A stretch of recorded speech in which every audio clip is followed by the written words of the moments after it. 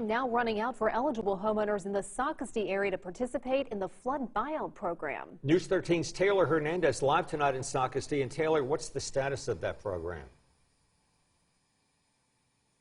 Well, Bob, today was supposed to be the deadline for those 61 eligible homeowners to file that buyout paperwork, but county leaders decided to extend that in hopes they can get closer to 100% participation.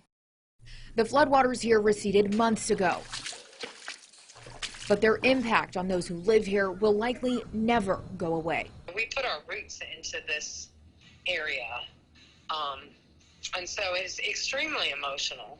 There's a lot of, trauma. For many property owners here, like Terry Straka, who's called Rosewood her home for nearly 30 years, the buyout program was an answered prayer. I was probably one of the first ones to get my application in.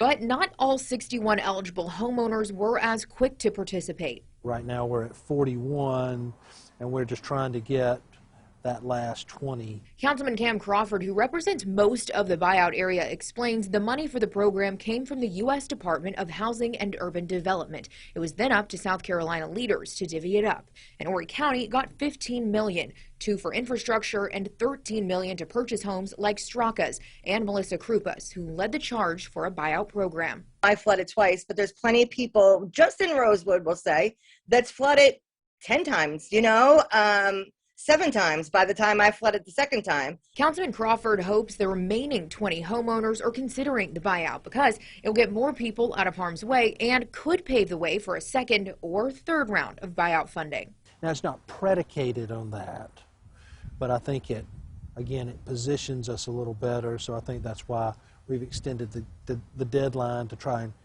and capture as many as we can. Both women I spoke with, while they themselves are participating in this program, say they understand why some families don't want to. Some cite that, they might just not get enough money for their house to buy something else, and they can get more money by just putting it on the market. Another issue they're having, the buyout process can be invasive, and these families are also going to have to try to find somewhere to live with the money they get from walking away from their home. Guys. Now, Taylor, before you go, did the county even say when that new deadline to apply for a buyout is? Megan, they did not. So they haven't set a definite date for that deadline, but they did say those who have already applied, their applications will be processed first. For now, though, live in Socastee, I'm Taylor Hernandez for News 13.